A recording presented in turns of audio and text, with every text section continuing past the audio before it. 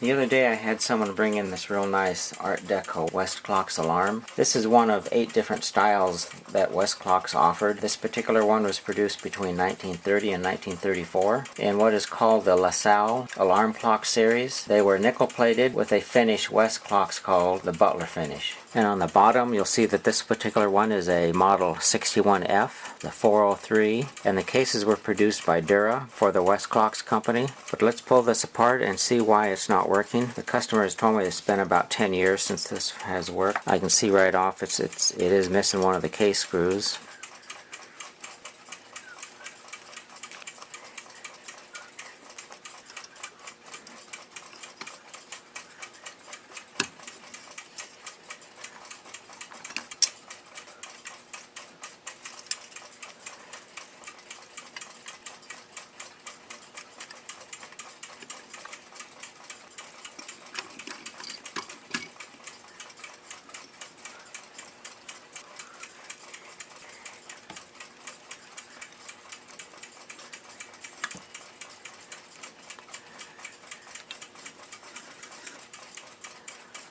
I'll get those hands off.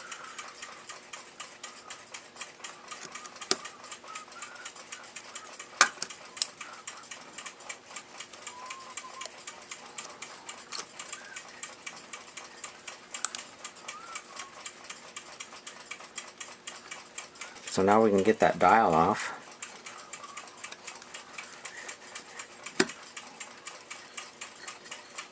When I remove these dials, I first look at the tabs to see which one is bent over the most, and I can see the bend on this is fairly slight. The bend on this is more than that other one, so the tab I'm going to push out first is this one here.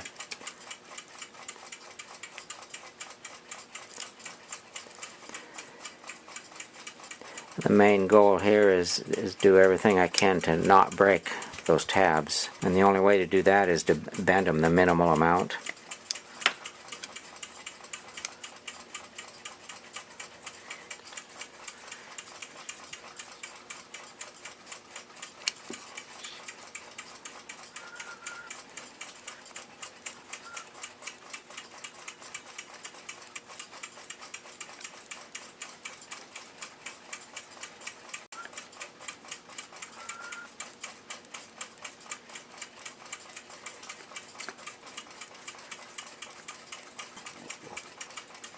So that I don't damage that balance wheel, I'll go ahead and remove that right now. The first thing I'll do is I remove the pin, the hairspring pin,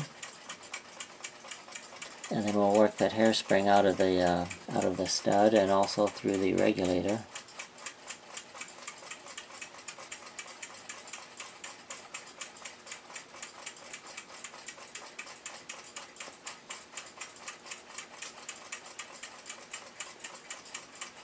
And back off the cone bushing. So the balance pivots are either severely worn or somebody has rounded them off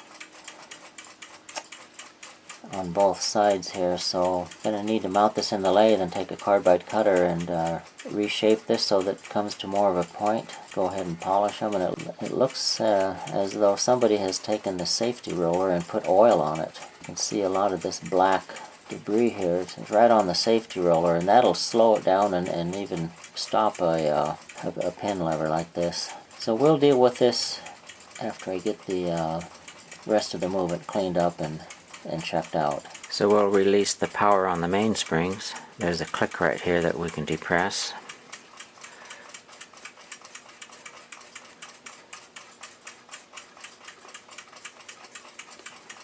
Power released on that mainspring. And here's the click on the alarm mainspring.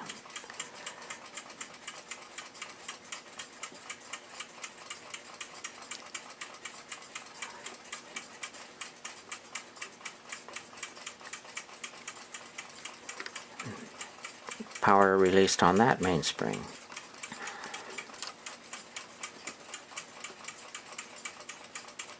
Well, we'll get those mainsprings out.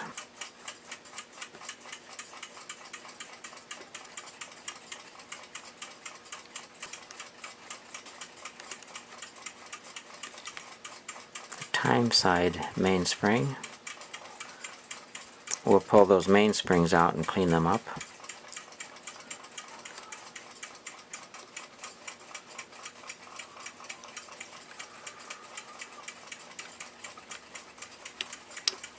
The alarm side mainspring, threaded bushing for the alarm knob, and a washer, tension bar, alarm shaft should come out, intermediate gear.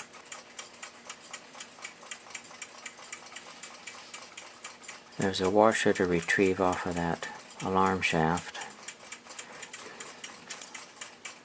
So right now I need to remove that time setting knob. There's a lot of different ways of removing that knob. Today I'm going to be using a knob washer, and you can see it's got a spacer on the bottom that backs up on the plate, and then the washer itself contacts these 4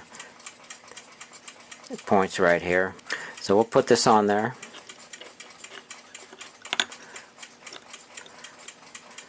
I always use some brass pry bars, and you just put them under the knob and just go ahead and pry on it.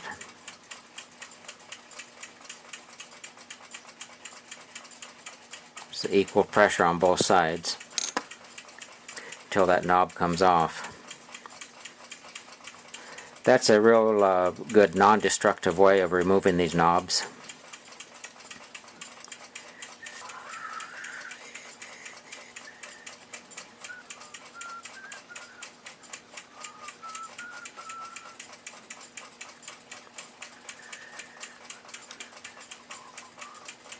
So that rear plate is ready to be lifted off.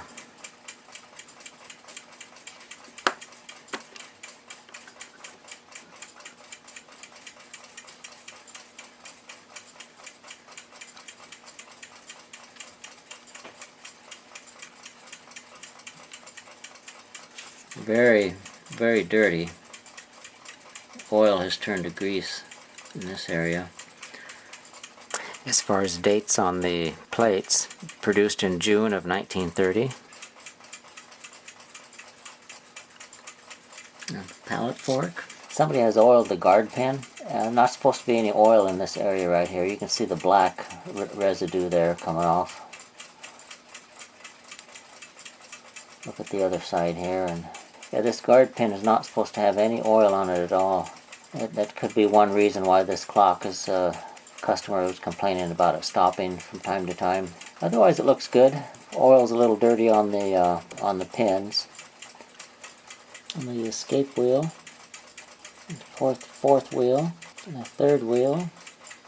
Third wheel pinion has a lot of oil in it. There's not supposed to be any oil in this on these pinions. And the gear teeth itself, there's a lot of oil residue in the teeth. Escape wheel out of here for the alarm.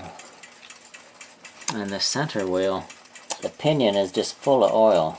And there again, these pinions are not supposed to have oil in them. And all of this oil residue in here is probably from over-oiling the mainspring. You see that a lot on movements where people just put too much oil in there. There's not supposed to be any oil in this area right here, and you can see it's black, it's turned to grease.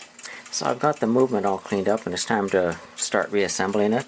I'll start out with the center wheel, and then the third wheel, and the fourth wheel, escape wheel, the pallet fork, then the alarm, escape wheel. This is the alarm on and off shaft, and the alarm hammer. Now it's time to put the back plate on. It's a mainspring for the time side, mainspring for the alarm side.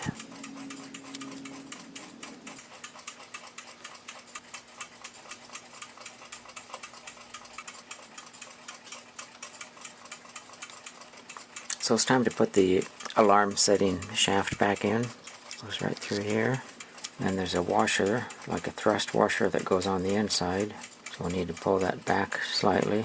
And this washer here is going to need to go in there. So I've got the movement all cleaned and oiled.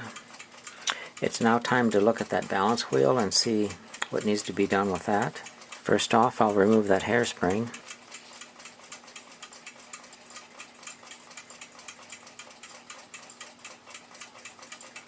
Got the hairspring off.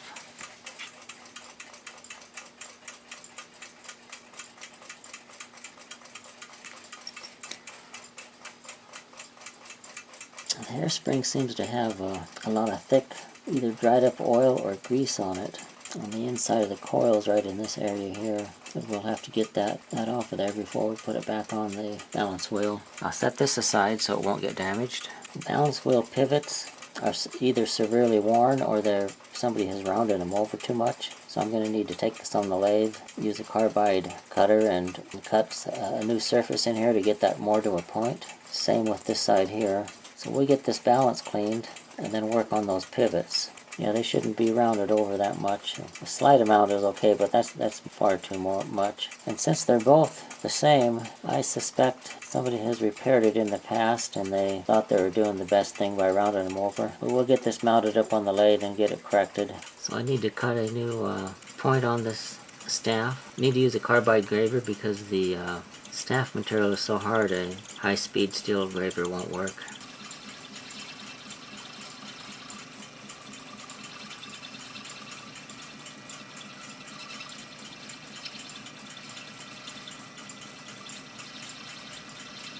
So I've got the pivots polished on this balance staff. They do look much better. As long as I have the hairspring off, I'm going to go ahead and put it on the poising tool and just do a quick check on it.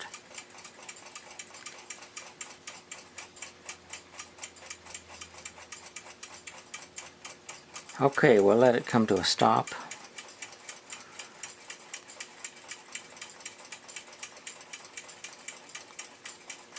And we'll see if it rocks.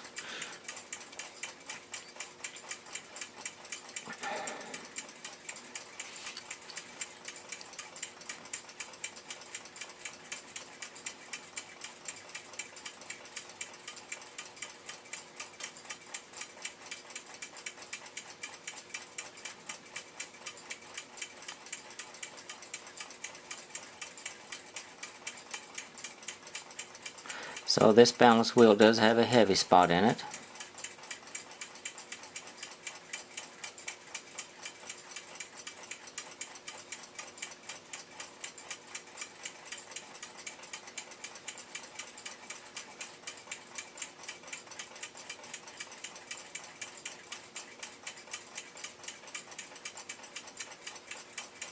It's real close, but I'm going to go ahead and poise it and see if I can't get it just a little bit closer. So I found the low spot on the balance wheel, and I've marked it with some blue marks a lot here, the low spot, and I've got this fairly large pivot drill that I'm going to remove some material off that balance rim. I've already removed a small amount. I'm going to remove just a little bit more, just get it centered on that rim, and then just very light pressure, get a couple curls of brass to come off. And then clean that brass off of there, and then put it back on the poising tool and see how it balances out.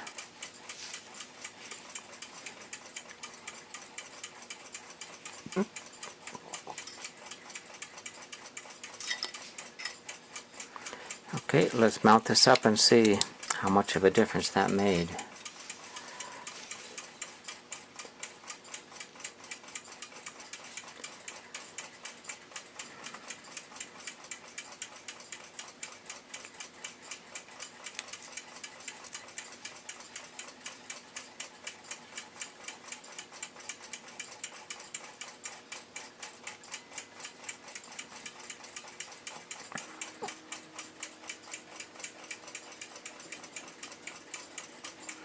And that still has a little bit of a heavy spot, so I'll remove a little bit more material. So I've got this balance pretty well poised now.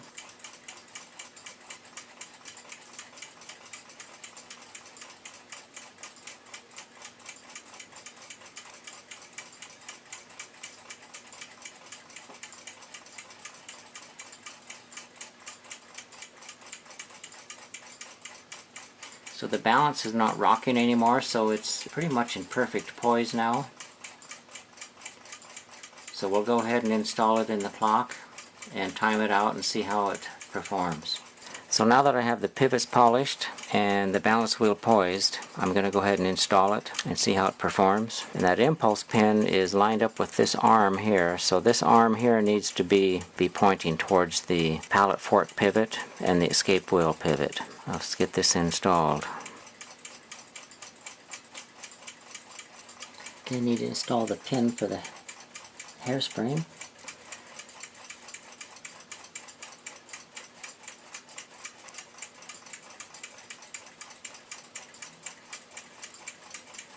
Just press it down a little bit here. So now that the taper pin is installed, I need to set this in beat. So I need to oil the balance wheel pivots right now.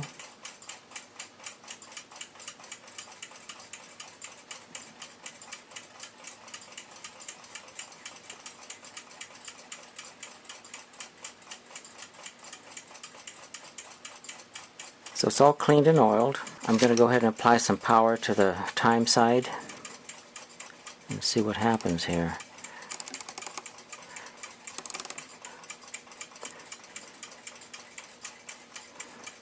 And I've got 2 winds on it and it's starting to work, so that's a very good sign for these clocks. It's a sign that you've got the balance wheel pivots and everything is in good shape. So I'll give it a full wind here.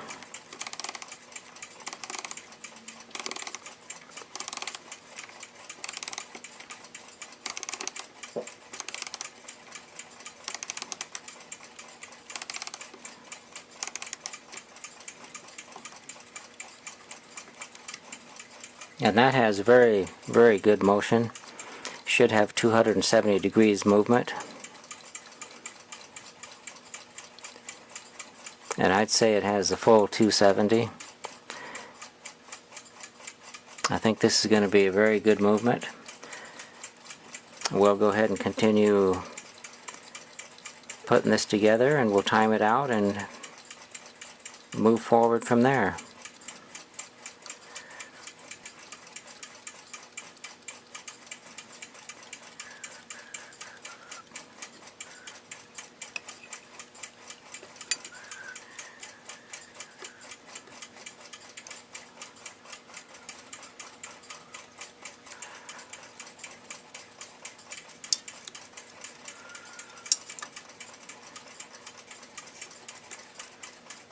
So to put these hands on, first I need to get the alarm in synchronization. Turn the alarm knob until it clicks.